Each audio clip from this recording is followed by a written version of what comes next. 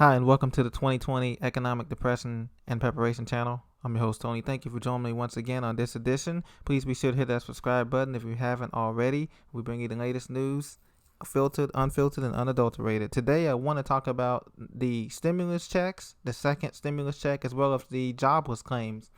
As you know, this is the 29th straight week of losing more than 500,000 jobs, and today was no exception. We reported the jobs number came out 8:30 a.m. this morning, and we lost over 800,000 jobs as the slow recovery continues. Economists have been expecting 850,000 jobs to be lost, but we lost 837,000 to be exact. Still, basically, that's a million jobs again lost this week. But continuing claims fell by nearly 1 million to 11.8 million, so that's a bright spot. That's some good news. But things are looking very bumpy. And guess what month we're in now? We're in October. And this is where I say beware of the October winter season, because the last Great Depression happened in October 1929. And it seems like we're heading into that direction right now. Everybody's wondering when the next thing is going to happen, when the Federal Reserve Bank is going to prop up the economy. They continue to prop up the economy, but the medicine is wearing off. Things are starting to get really, really serious and concerning for most Americans as we head into the holiday season next month, and then into this winter and into next year, the first quarter of next year, when everybody can see what's really going on with this economy.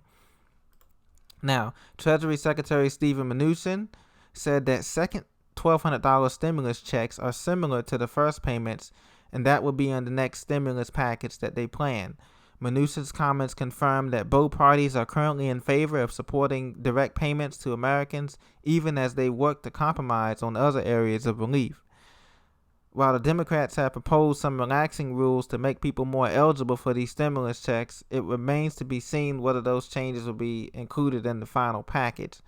So, if you remember, they were trying to get more money for the stimulus to give the Americans into hands of Americans. Originally, it was proposed to be a $2,400 check, and now it's back to the same old $1,200 check. And what that tells us, ladies and gentlemen, is that we don't have the money. America's starting to run out of money. The printing presses are running day and night at the mints and the Federal Reserve banks all across the country and all across the world, and to some extent. And the money is just not there.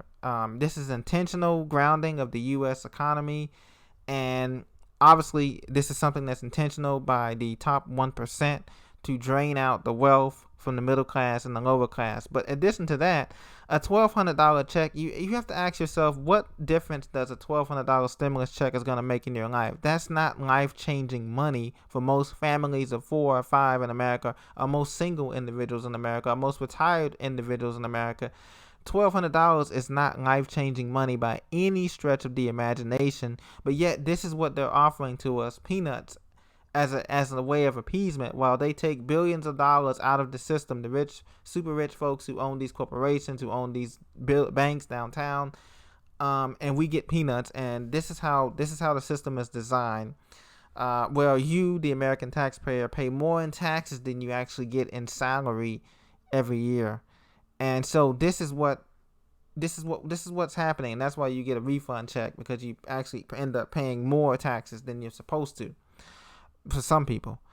So this bill was going to end up being $2.2 trillion. Now, this is the second. You have to remember, this is the second stimulus package that passed, really third package, because remember, they've given the banks the repo market since this pandemic even began. They've given them $20 billion. No, they give them $8 billion on the repo market. Then they've given another bill to the $25 billion that the airlines have wasted. By the way, today's the first day that, as you know, that Delta, United, and American are going to be furloughing pilots and flight attendants. So our prayers and our thoughts go for those who are in this indefinite furlough period that started today, October the 1st. And that's another thing. A lot more workers are going to be furloughed. Another guy commented on my last video that Wells Fargo was laying off people in the corporate middle management jobs. So white collar jobs, as we talked about before, they're not safe. Blue collar jobs are not safe. Government jobs are not safe.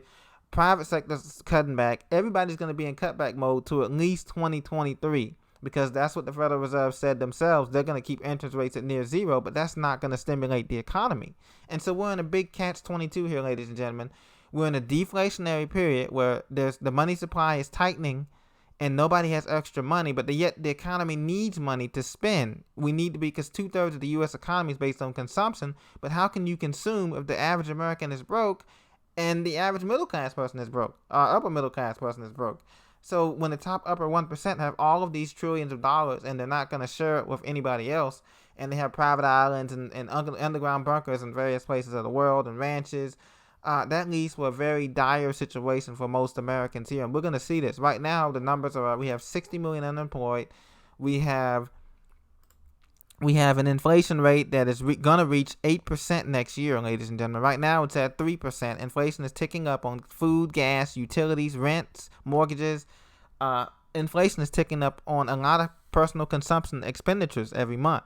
So what is going to happen when these expenditures, these inflationary pressures rise, but yet the money supply is tightening and we're in a deflationary period? Well, it's called a depression, because the last depression, Great Depression in 1929, was the same thing happened.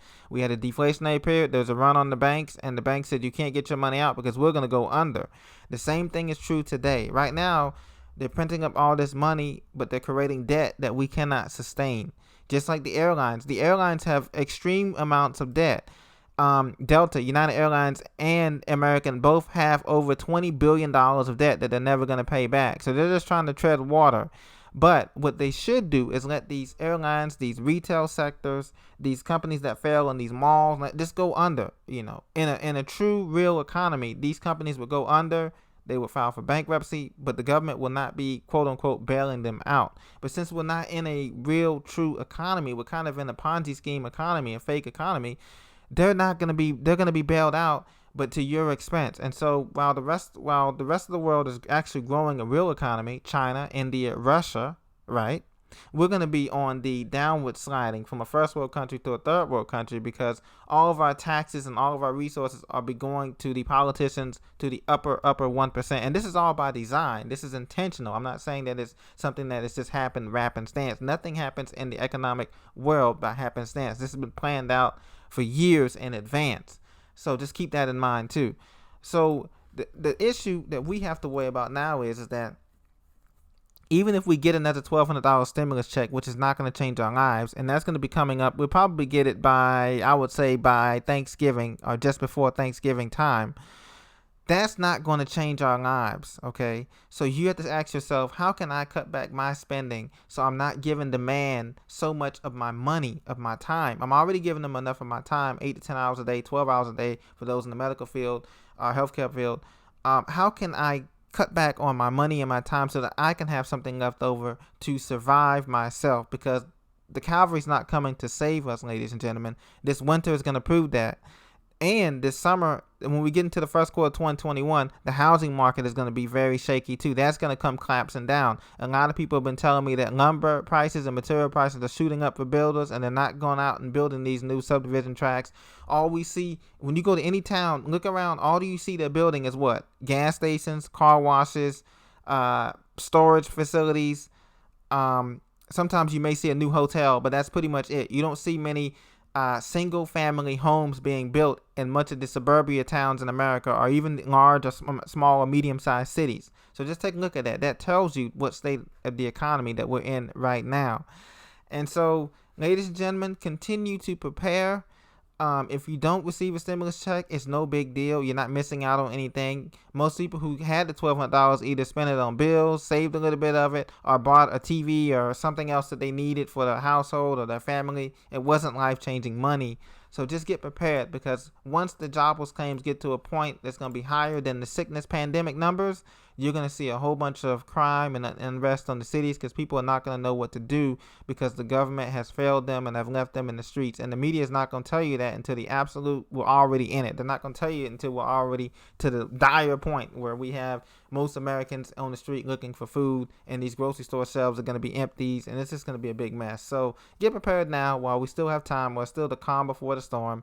And blessings to you and your family. If you have any video suggestions that you want to see, leave them in the comments below. I do read them all. I will get back to you as soon as possible. And anyway, enjoy the rest of your day, and I'll talk to you very soon.